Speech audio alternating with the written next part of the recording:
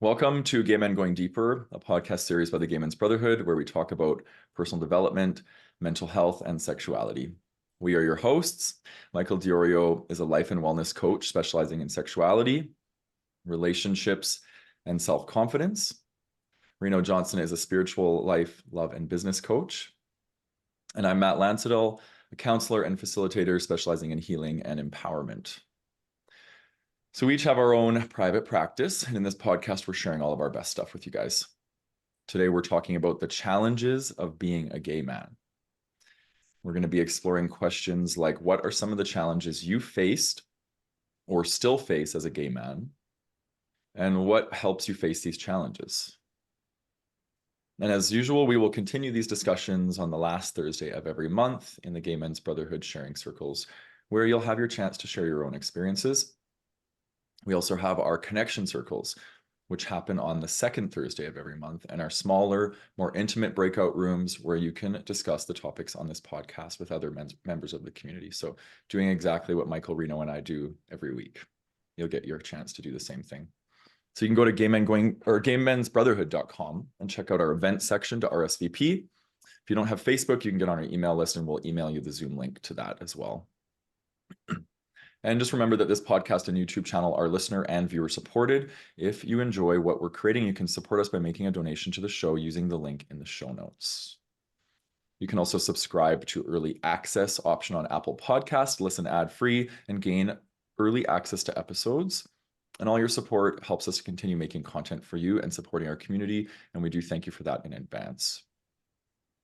And if you're looking to accelerate your personal development journey, check out our coaching collection. Learn how to heal and empower yourself at your own pace by getting instant access to 45 plus premium personal development coaching videos created by us, as well as our Healing Your Shame and Building Better Relationships courses. And those can be found at gaymengoingdeeper.com. And lastly, if you are new here, please subscribe to the channel on YouTube. And if you're listening on your favorite podcast platform, please subscribe and leave us a review, which helps us to get into the ears of the people who need us. All right. Let's dig in. So, growing up gay. We've done lots of podcasts on this. I did one called The Core Wounds of Growing Up Gay. It's definitely one to, if you like this topic, that's one to explore. But yeah, most of us have had the experience. I won't speak for everybody, but a lot of people that I talk to and work with talk about the stress of being a minority. There's minority stress for many different things. Being gay is one of them. The thing that makes being gay unique is that the minority piece comes in an area that is very taboo and can carry a lot of shame. So the challenges of growing up gay usually are rooted in shame, inadequacy. There might be trauma attached to it. And it's important to note that we all have our own experience with this, right? I've talked to some guys that have had amazing experiences, no issues. Being gay has been very pleasant for them. Their parents were very supportive of them. They had amazing friends. Maybe they grew up in cities where it was very accepted and this wasn't an issue for them. Then you have people on the other end of the spectrum that might grow up in places where it's still punishment by death to be gay, right? So we're talking about two ends of the spectrum. So listeners might have very, very different experiences of the challenges of being gay. And we want to honor all of them in the full continuum. So I kind of broke it down into two streams, I guess. So the first one being challenges accepting being gay. And then the second one being challenges living as a gay man. And there's for sure going to be crossover here, because just because we're living as a gay man doesn't mean that might still not be challenged by accepting our gayness, right? So under the category of challenges accepting being gay, I wrote down, like, we might have acceptance or not getting acceptance from family, friends, community, church, any sort of pieces revolving around acceptance. So that's going to be hard. If we're not seeing acceptance in our environment and we're not having a sense of belonging, it's going to likely create us to not be able to accept ourselves or make it more challenging. How we were raised might play into this too. Like, if we were raised with strong confidence and self-esteem and self-worth, it might be a lot easier for us to come to terms with our gayness. Where we grew up in the world definitely plays a role. Were we outwardly gay, like flamboyant, or were we able to mask, and were we not visibly gay? So there's challenges that come with both, I will say. So being outwardly or more flamboyantly gay, I think that could lead to things like being bullied, people knowing we're gay, so it's really in your face. No ability to hide that. But that also might be the thing that pushed you to accepting yourself and being in that fierceness, right? I see that a lot with people. And then I see some people who were able to mask behind, say, masculinity, and they really struggled to accept themselves, and they still might even be in the closet, and there's so much hiddenness that it's almost impossible for them to meet that part of themselves. So again, there's definitely silver lining to both in its own way. There's probably plenty more in that category. Those are just the things that came to the top of my mind. And then the challenges living as a gay man. So this is like if you've come to terms, you've come out to some people, you're now living, you're connecting with the community, you're not hiding as much. So you might find challenges like not feeling like you fit into the gay community. You might be being triggered by other gay men. Other gay men might be highlighting parts of yourself that you haven't integrated or learned to love yet. So there might be that. And this is likely going to bleed into like internalized homophobia, starting to see that there's still parts of us that need to be loved and connected to. And then one I see pretty predominantly still in our community is the fear of HIV, AIDS, other STIs. And I know for a lot of more mature men who lived through that crisis and they were having sex during that crisis. I was still quite young. I wasn't sexually active in the peak of it.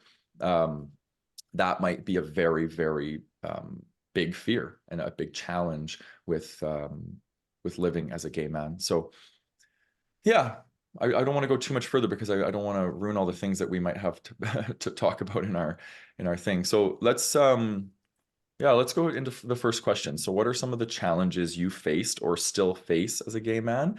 And let's go with Michael. Great intro. I love those two streams. Thank you, Matt. Yep. Yeah, it's really good. Really, really gives me a lot to think about. The timing of this is actually perfect, divine timing, because in my men's group, the first one we do is minority stress, and it's called Growing Up Gay. And so we just had that on Wednesday, and here we are Nice. recording 2 days later. So it's all very alive for me right now. Good. And the reason we do that one first is exactly what you said. I think we have to look at the context of what it means to be minority and just accept that part of us, even the parts that, even as an out gay man, still might not be fully accepted, right? Okay, so all of the challenges that I face as a gay man and still do face and face,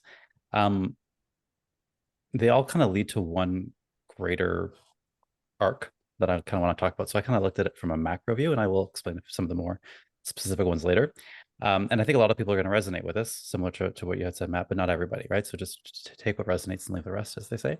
So I want you to imagine that there's a gap between the day you realize you're gay, you kind of come out to yourself, which is usually internal, and then the day you say, I love being gay. I love this about myself. I want you to imagine that gap. That's usually a very, very long gap. Okay, so for me, I realized I was gay when I was about 12 or 13 years old. I can't pinpoint the day exactly, but it was around that time. And that was not met with a resounding, yes, I'm gay, fucking hit the jackpot. I think that now, going back to our last episode, but at the time it wasn't, right? It was like oh, fuck, I wish I wasn't this way. I can't be found out, like deep fear. Something's wrong with me. I need to fix this. And this lasted for a very, very long time by myself at that age. Not like I'm not equipped to handle that, right? I wasn't equipped to handle that. So immediately I was faced with this uphill battle when it came to my relationship with myself. I didn't like who I was. I didn't like this fundamental thing about me that I could not change. So that still does challenge me to this day. Like that journey from who I am to self-love was not immediate. It took a very long time. It's still a journey, but there are still challenges. Learning how to love yourself, feeling confident and secure with who I authentically am, not who I thought I wanted to be or who I wanted to please my parents and my teachers and my friends. And even as I came out, wanting to please the other guys around me and wanting to get their acceptance and that sense of belonging that you had mentioned. So that was also a big challenge and still can be. I still get triggered sometimes by other gay men. I need to engage and then sometimes disengage for a little bit before I can re-engage again. So expressing myself authentically was another big issue because, again, learning to be in the closet or living in the closet for so long is the precise opposite of living authentically. And so we talk about authenticity a lot and how great it is, but I think for queer people in general, it's we have a bigger challenge. Again, there's a bigger, longer runway there before we can get to it.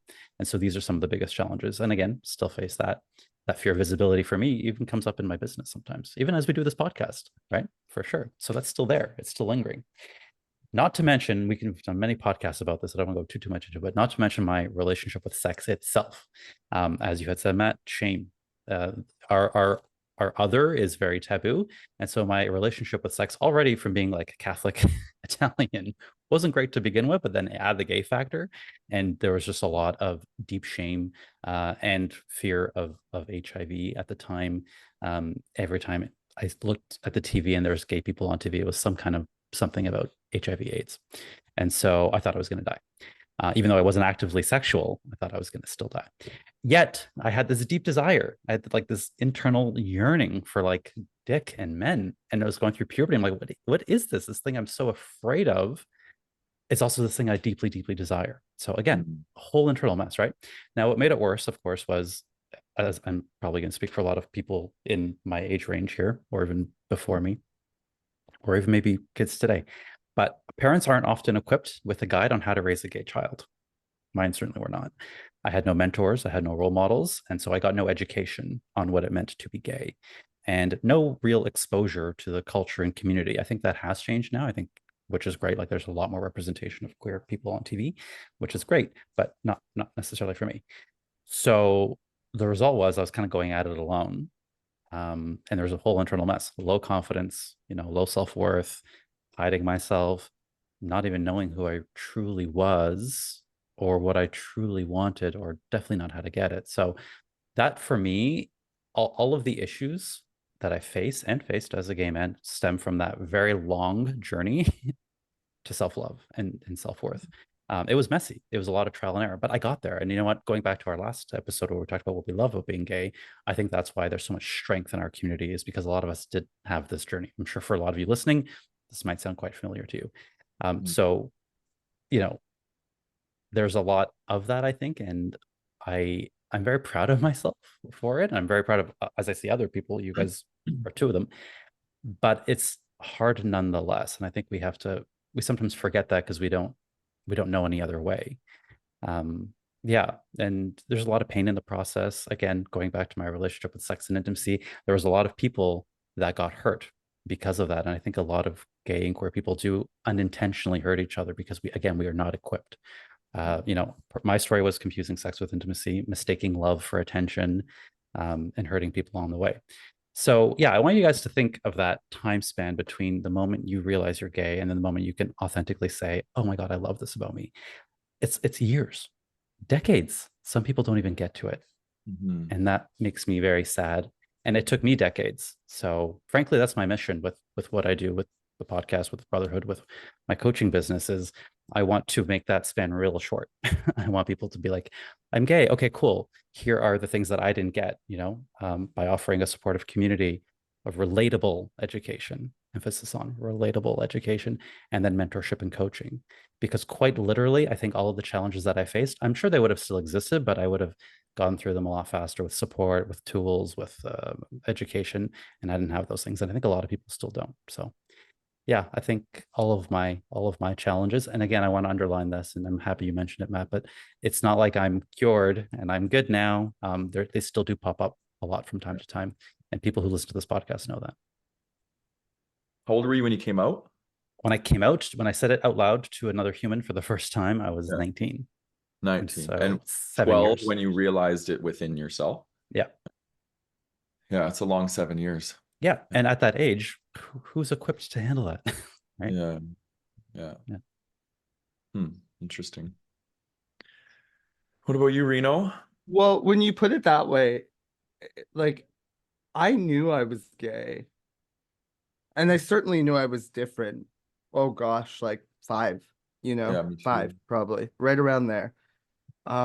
Very aware at an early age, also sexually aware at an early age, to be honest. Um, so I want to say something here. I looked it up online, and apparently it was in April 2018 that the Trinidad and Tobago High Court declared the country's buggery law unconstitutional as it infringed on the rights of LGBTQ Hmm. citizens and criminalized consensual sexual acts between adults. I share that because I'm Trinidadian, Irish, English, and Scottish.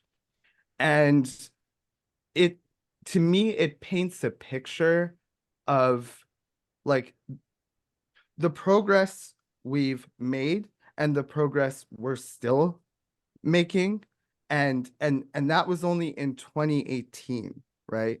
It's 2024 now, Hmm. right? So to me it's just really fascinating to look at, and it really feels like it's an ongoing journey for our community, um, to be free, to be as we are, and to move in the world as it occurs to us. For me, one of the initial challenges and the most obvious challenges was sexual shame. Because when I think of being gay, um, my understanding of it is that it pertains to our sexuality and sexual orientation specifically. And then there's sort of everything associated with that. There are certain like stereotypes that in essence are stereotypes because they're probably characteristics that a lot of us gay men exhibit, right? But we're not limited to them. We're not beholden to them. And so yeah, one of the main ones was sexual shame, because I knew very early on that I was attracted to other males. And I think navigating sexual shame, period, is a difficult thing. But navigating sexual shame when you're attracted to someone of the same sex, and at worst, you can be killed and it is criminalized, and at best, like you're free to express it. But certainly it comes with precautions. Like that's a it's a really challenging thing to go through. And then add to that you're a young boy with little to no sexual education. And if we go back to the times we grew up in, sure, it was better, but still it was poor, the sexual education, and some of the discussions in the spaces that raised us and the places that raised us, be it classrooms or our homes. um there was little to no education and support in that regard, and again, those people probably knew what they knew, and they were up against the times and society and rules and regulations and norms and status quos as well. So yeah, I say sexual shame was a big one, and then it continued through to my teenage years and into adulthood. But what's so interesting is that I was having these two contrasting experiences, because I heard earlier, Michael, you mentioned low confidence and self-worth.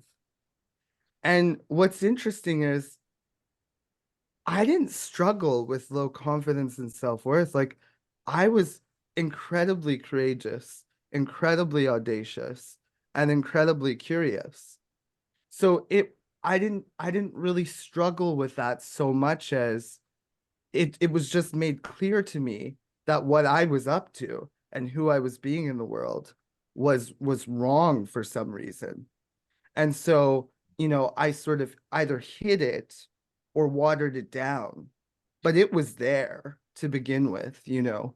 And so I was kind of living this double life, because the truth of my experience was that I knew I was attracted to other males, and I liked it, you know. I to me it didn't seem wrong, but it wasn't until I started to see that it was a problem for other people, right? And that apparently it was wrong, that I started to hide it, really, is what happened.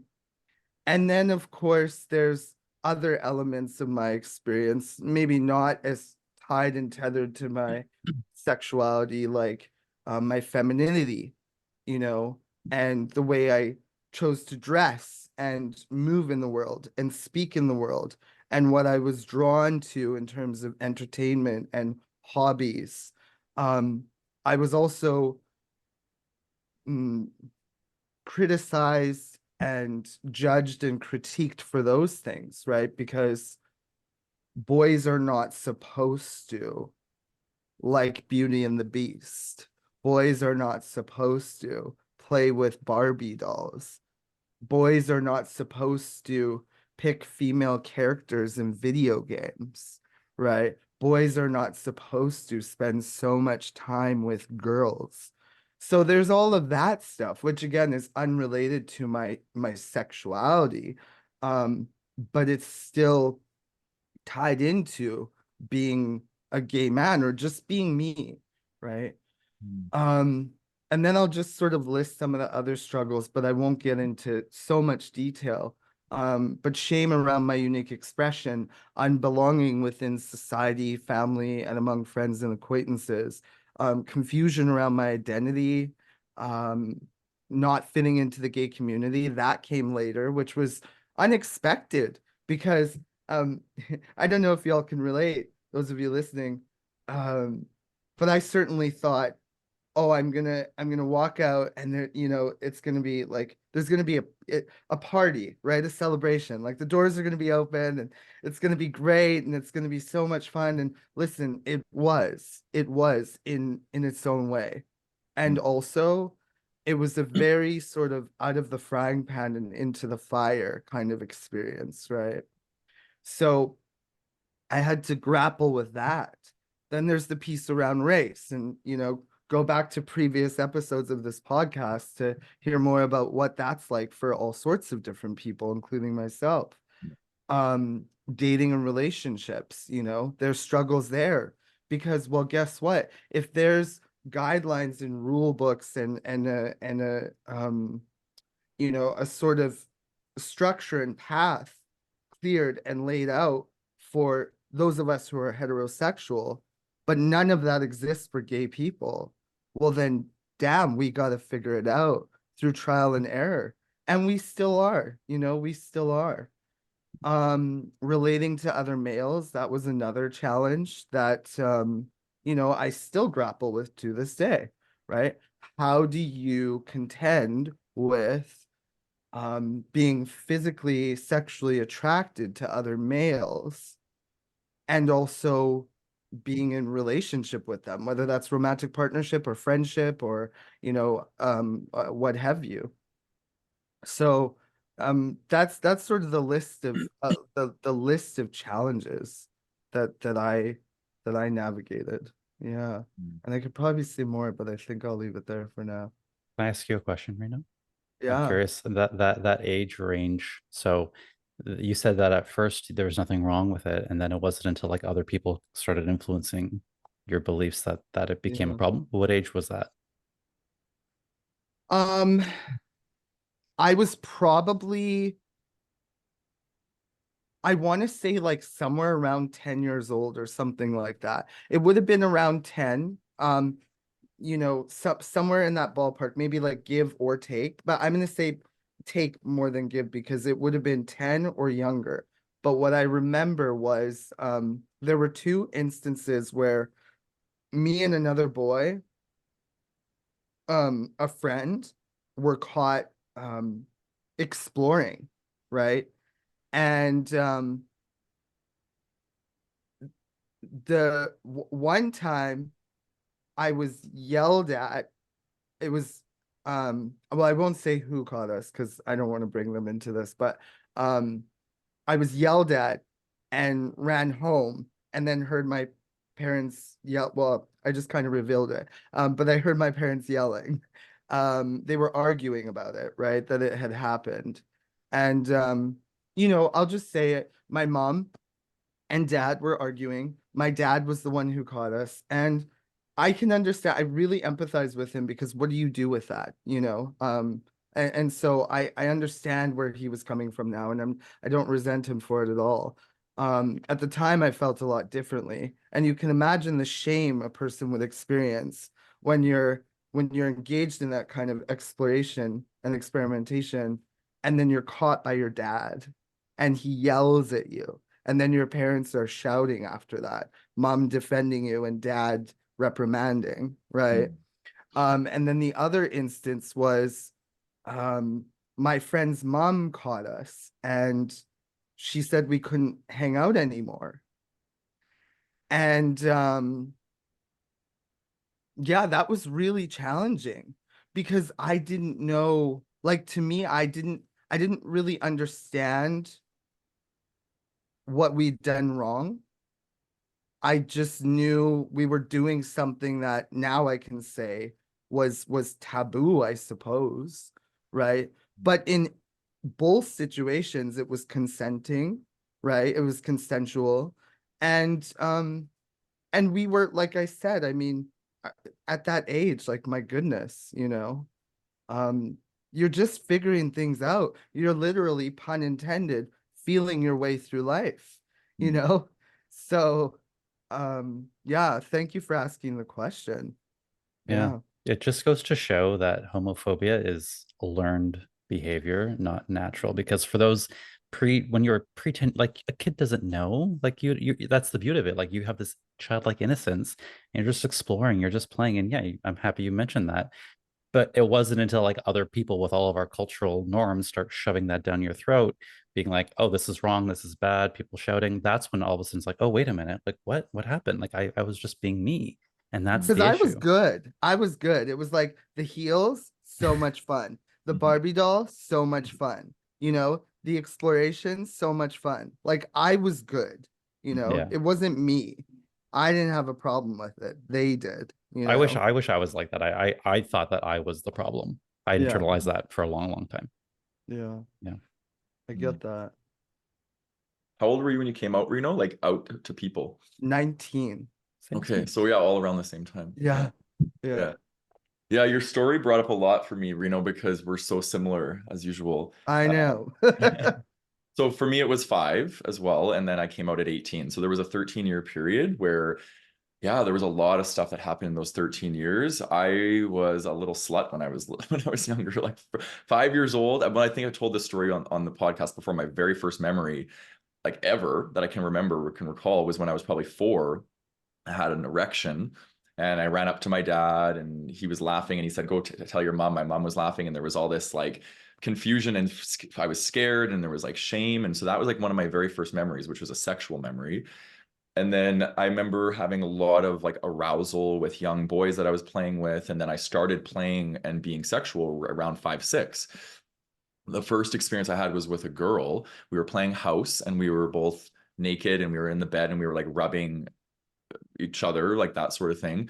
Mom walks in, catches us, and she actually, sorry, mom didn't walk in. The girl went and told somebody. My mom ended up finding out. That's how it happened. She sits me down and has this big talk about how that's bad. You shouldn't do this. So again, like, my very first message around, like, it's bad, which, again, I have so much empathy for a parent. Like, what do you do in that instance? Like, say, good, good for you. Like, this is great. But it's important to have a conversation. But a young brain of mine at that age, like, how do you have a rational adult conversation about that? Right. So it's like, I think about, like, what I would have needed in that moment, maybe just like a hug or something, or, like, just some co-regulation, because I was, like, really scared at the time. It's like you're just following these natural instincts or desires, and then you get shamed for it. It's like something's wrong with me. You start to kind of, that's maybe where that messaging first started. And then I go in and, grew up with a group of guys. There was like probably 7 of us, and like 4 of them we ended up doing stuff with. So I was very, very sexual from a very young age. And I never, and even probably still, like, I don't think sexual shame has ever really been a part of my experience. I've been very, for the most part, like quite sexual. I remember even, when I first started having sex with men, I didn't really have shame around it. I think if anything, maybe there was a bit of shame around like bottoming and like seeing myself as feminine. That's where my shame comes from. It comes from around this like, femininity kind of stuff. And I remember growing up and really comparing myself to straight men and feeling less than. And that's the thing. And I can even feel it right now. Like that's the thing that really gets me and has been the greatest challenge of mine of being gay, is that I somehow bought into this notion that straight men are up here and gay men are down here, and that we are right. And so there's just a lot of meatiness around that, and I had a lot of anxiety and awkwardness and discomfort around straight men, and I had a hard time relating to my father when I was younger around some of this stuff, because there was just this notion of feeling like they're going to judge me. They're going to think I'm disgusting. And, this isn't just made up in my mind. Like I see this in media. I remember when I got to a certain age in my upbringing where the guys I was hanging out with would start calling each other fags and gay and gross. And you start picking up on this. And then for me, that was when I was like, oh shit. You have that oh shit moment that it's like, okay, this is obviously something really bad. Like I can't be this. Because when I was young, like I was actually quite connected to my feminine, and my mom, like I have home videos of, and I would be like a little performer, and my mom and sister, I would like put on shows for them, and I would be in like high heels and my underwear, and I'd put my mom's glasses on and shit, and I would put my sister's bikini on and put those little loofah things that you like soap up. I'd put them in the bra, and I didn't care. Like this was probably up until around 10. Like I was so free, and I would like talk in gay voice all the time, and I would put these gay shows on and stuff, and my mom and sister would just die laughing, and it was so much fun. And then I think it was around like probably, yeah, around 10 something when I started getting those messages. I remember watching the movie Philadelphia, and like the gay people die. And I was like, oh my God, if I'm gay, it means I'm going to die. Like I never made the association with you have to actually have sex. You have to contract HIV. It has to turn into AIDS. And then, right. Like it was just like, yeah, if I'm gay, I'm going to die. Like that's what I thought. And so I was terrified about that. I just, the biggest, probably now thinking about it, the greatest challenge for me being gay would be fear. And the fear is really tied into inadequacy. If people see me as this, I will be rejected. I won't matter as much. I'll be less than. So yeah, and that's probably that still shows up in my life now. There's this energy around like my ego comes in really hard to try and protect me from feeling less than. Like inadequacy is probably a bigger thing for me now in my life than even shame. I think I've done a lot of shame work, but there's still this notion around like not good enough or less than energy that I'm working on, and it shows up for me in perfectionism. Like that's my thing. That's what I go towards to try and not feel inadequate, is like I'll try and be perfect. I will compete. I will do these things, and so I've done a lot of work in the last few years on healing this. Like instead of being like no compete, I'm like, okay, I'm going to put myself in situations where I might fail or I might not be good, and I can feel inadequacy and I can move through it, as opposed to just constantly trying to avoid it. So yeah, and then like challenges, I'll do what Reno did, like reading. So there's a feeling that I had when I was younger, and this was one of the greater challenges for me too, is like feeling trapped. I felt trapped in my gayness. I was like, I don't want to be this. I want to be normal, and I felt trapped. And there was this, I remember, again, like I used to even masturbate a lot when I was younger. I was very sexual, and there was this website called Gay Beef that I used to go to when internet first came on, and you could start having these experiences. I was probably like, I don't know, maybe 15, 16. And I remember like feeling so much desire, right? Move towards this. And it was like so exciting. Like, dad's gone. I'm going to go into the office and I'm going to have my fun kind of thing. And then afterwards, like just washed with like fear and like shame of like, oh my God, what if he catches me? And these sorts of things. So I always remember desire was it was driving me towards my authenticity. I'm a big believer that desire drives us towards our authenticity. But then the aftermath of that was like all my desires, like they're leading me towards parts of me that I'm terrified to be. So that was a big feeling for me, is like being trapped in my desires and feeling like I didn't want to have these desires. I think that was a big thing for me.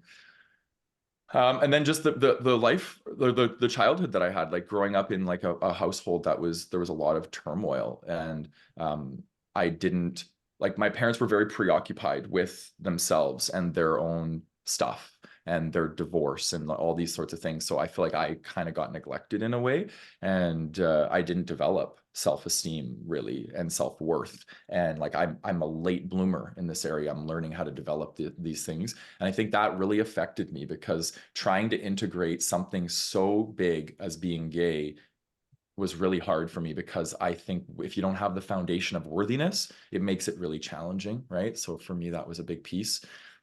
And that led me into my addiction. I think that was a big piece of it. So yes, childhood trauma mixed with the minority stress trauma, like that was how I masked, was a big, or soothed, I should say, was a big one. And then challenges living. So I would say these are probably more current for me, because a lot of the things I talked about, like I think I've integrated and done a lot of healing work on them. There's like Michael said, there's still things that flare up here and there, and I'm like, yeah, like that little mini shadow piece is coming forward again. What is that? You know, and then, but now I'm able to get curious about it and work with it. I'm not like masking with things and addiction and stuff like that.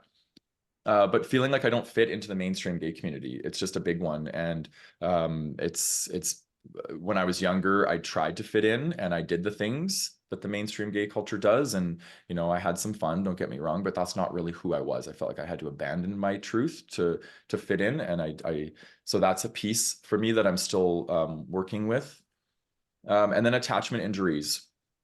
I see this as a big problem in our community, and why I do the work that I do is that a lot of us carry attachment injuries. We're terrified of being rejected. We have a lot of wounding around not belonging and stuff. And I think that affects us romantically when we come together to try and, like, I see this a lot, and I own my piece of this too. Like, I have a disorganized attachment style. I've been working on healing this for a long time, but there's this dance: go in, get terrified, pull back, go in, get terrified, pull back. And I see this a lot in gay men. I actually think there's probably a high incidence of disorder or of insecure attachment styles in our community. And I stand by that fully, because I see it so much.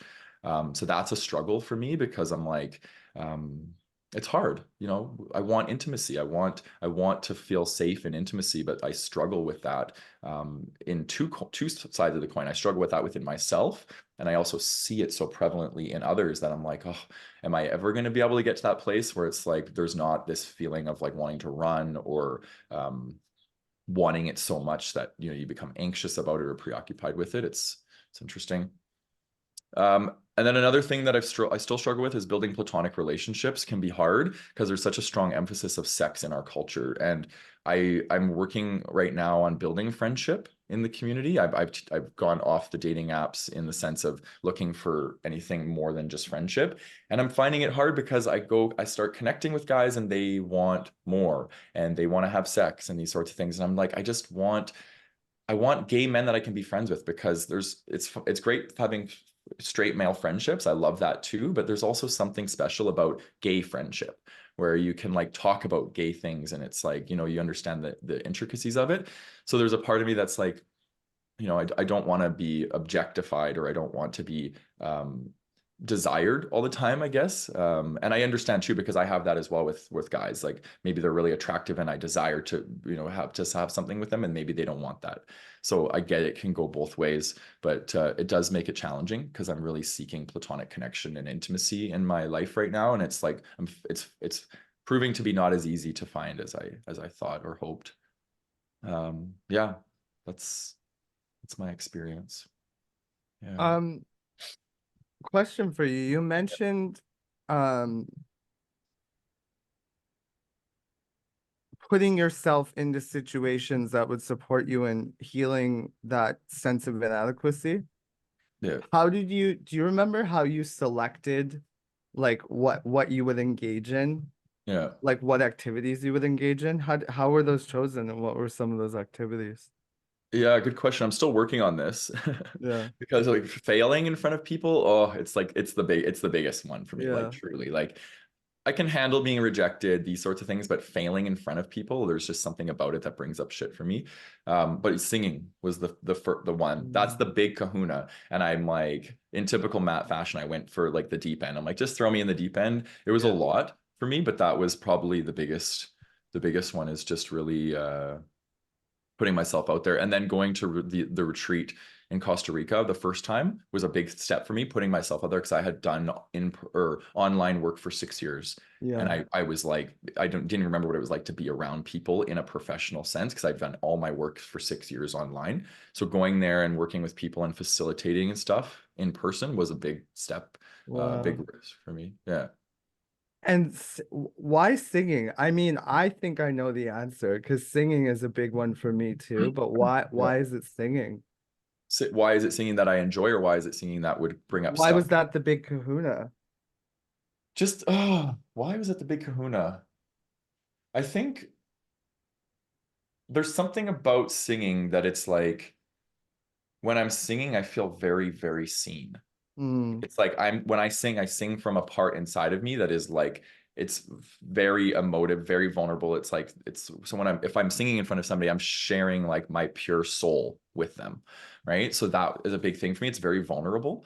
And I think part of it too is that there's a high probability of failing in singing, right? Like, especially because I get nervous to sing in front of people. And then when you're nervous and try and sing, like you're going to make mistakes, or you might be off key or whatever. And so, yeah, I think it's just, but it's been good for me. Yeah.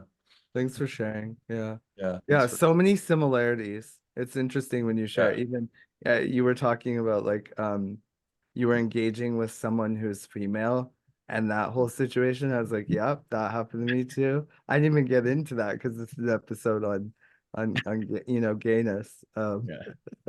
But yeah, yeah, Yeah. Funny. yeah. Okay. Our next question is, what's helped you face some of these challenges? So what have you done to get to where you are, and what are you even currently still doing to help you integrate the gay life? Great segue, because everything that you guys both have shared has been so relatable.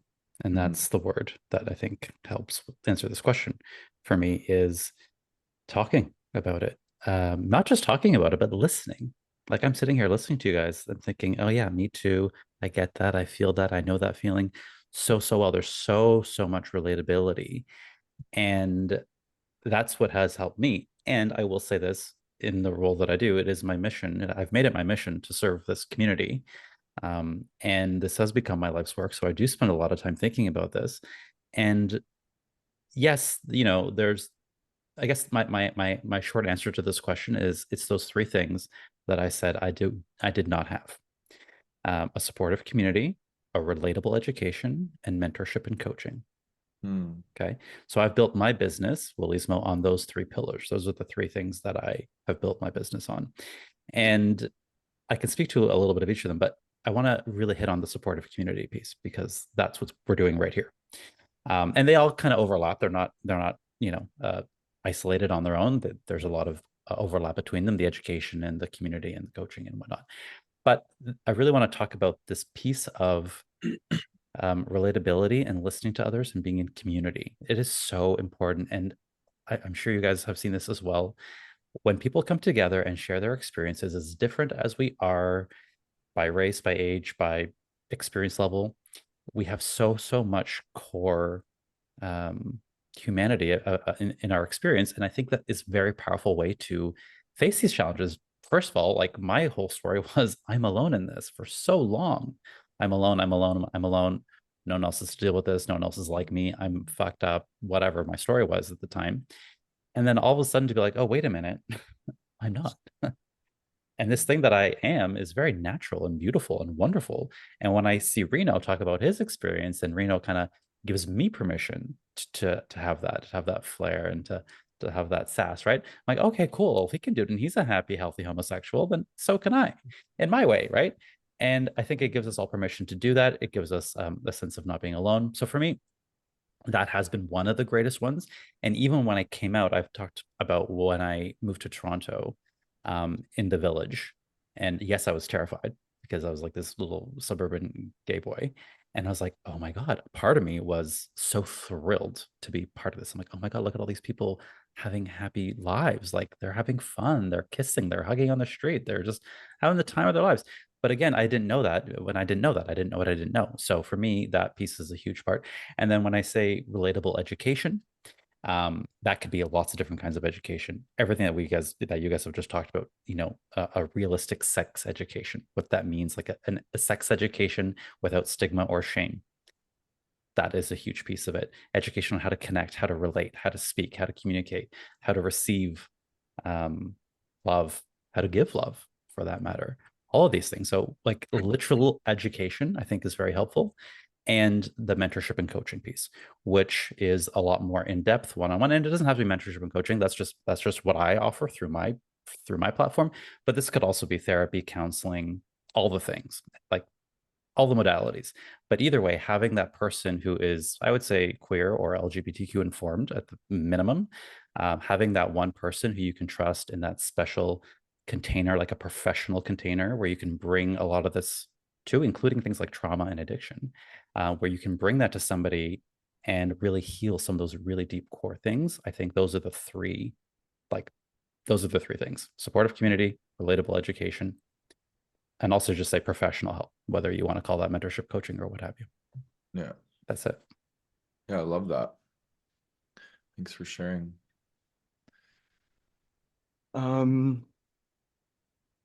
Well, the first thing I want to say is I think it's really, really remarkable and beautiful and commendable that within everything that we've just shared and continue to discuss, that we navigate on this journey of being gay men, that we still show up every day, like even as young boys, we still got up and went out into the world and braved it and showed up anyway with as much courage and with as much courage and that's awesome.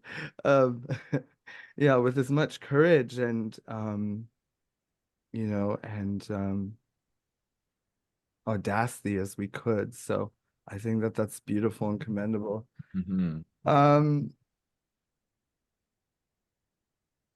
What helps me face these challenges? Well, I'm gonna shout out my grandma, who is with us in spirit, not in body. And my mom, I'm gonna shout her out. Those two people, and especially my grandmother, and it's not to diminish my mom's incredible impact in my life, but my grandmother was just she was my guardian angel, and she really created a sanctuary in which I could be myself and discover what that even was. Like, who am I? What am I interested in? What foods do I like? What music do I enjoy listening to? And there was no shame and there was no judgment. She bought me my first doll, and the Beauty and the Beast mirror. And certainly grandma knew I was gay, and she probably knew that I was sexually explorative as well. And I think that she would have just sat me down and had a dialogue about that, because I suppose she had the capacity to, bless her heart, but she really was an angel to everybody she came into contact with. And so I would say get you a Kathleen if you can. That was her name. Find you someone, later it was my mom, and then after that, it was my, one of my besties, Colleen. She was the first person that I came out to. And I remember I was like, wow, we're thick as thieves, you and I. And if you and I are cool, like if the rest of the world hated me and it was just you and me, and we were just like in this together and I had you, I'm good. Like I don't need the rest of the world to like me. I've got my friend Colleen, and so from that point on, it just became so much easier. So I would say, yeah, get you a Kathleen, get you a Colleen. But yeah, just having someone in your corner who gets you and who stands with you and for you, sees you, celebrates you, encourages you, gasses you up. Like, I mean, to this day, I get by with so much help from my friends, my community, the people around me who just really get me and like will hold me when I'm down and and gas me up when I'm low on fuel. Um, yeah. So I'd say that. And then lastly, what helped me face these challenges? I think just being really like transparent, honest, and open with myself about, I'm going to say it. I always use this quote. You could probably hear me say it a million times. If you bring forth what is within you, what is within you will save you. If you do not bring forth what is within you, what is within you will destroy you. For me, it's really that simple. And it's that simple, but it's not easy. Mm.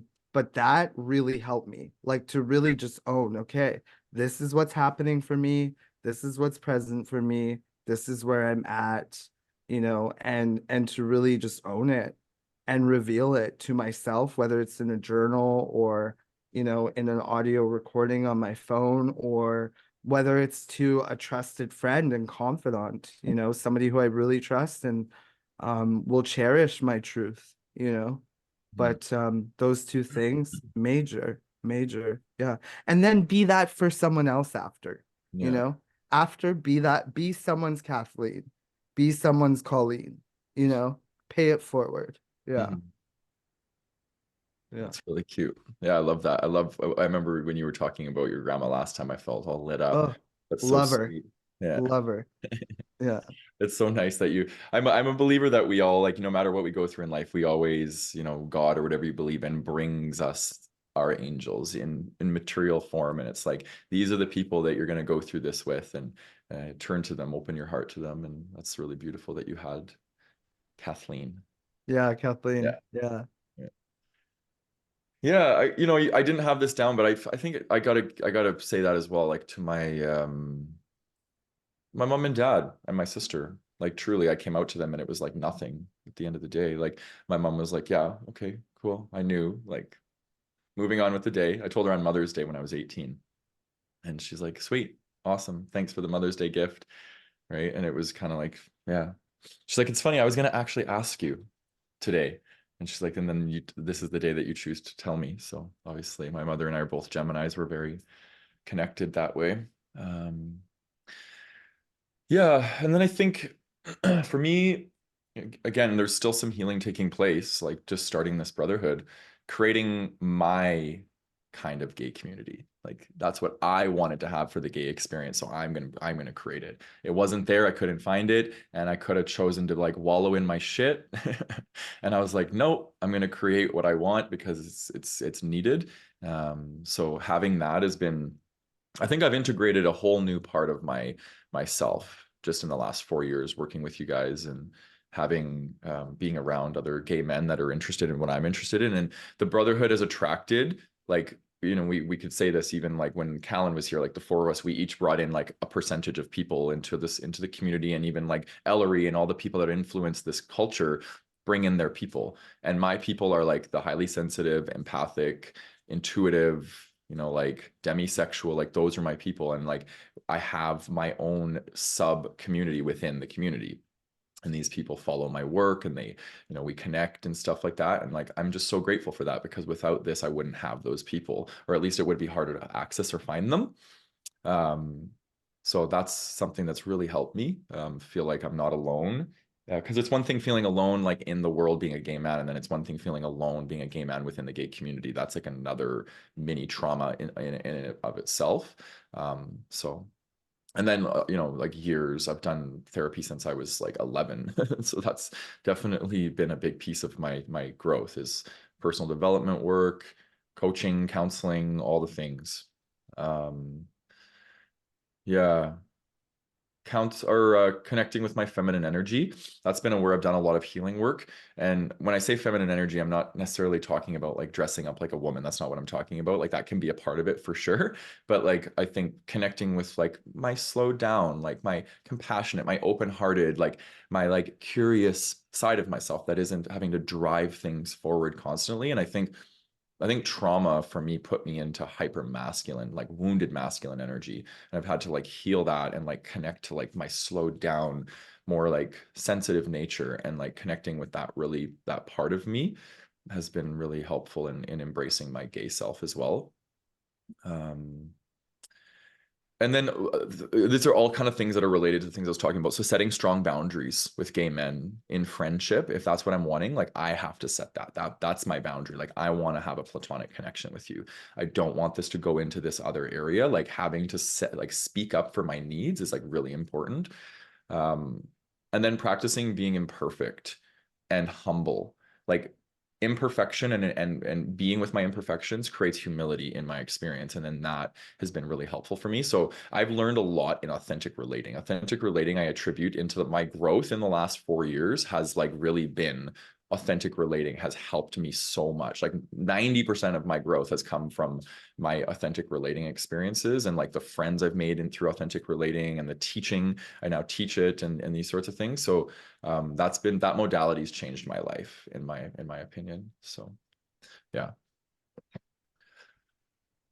Yes.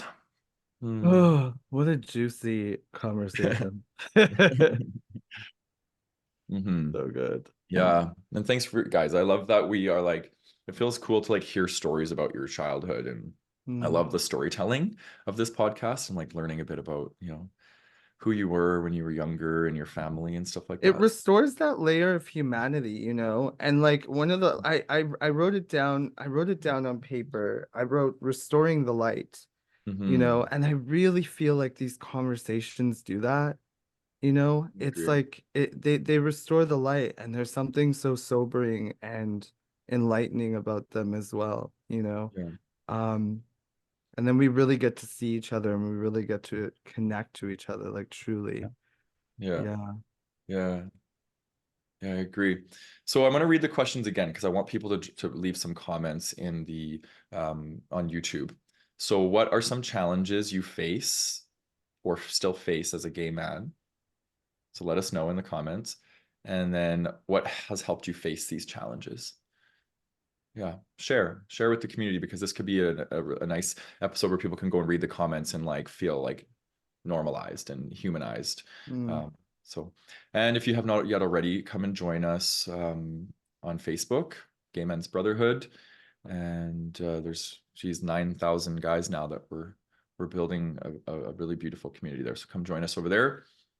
Subscribe on YouTube if you have not already, and leave us a comment. And on a podcast, again, please leave us a review. Reviews are really important because people read those reviews. 5-star rating, definitely helpful. And then if you want to have the same conversation, the one that we just had, come and join us on the second Thursday of the month for the connection circles. And you can go to gaymensbrotherhood.com to the event section to find out more information about that. All right, much love. Thanks, guys. Mwah. Bye.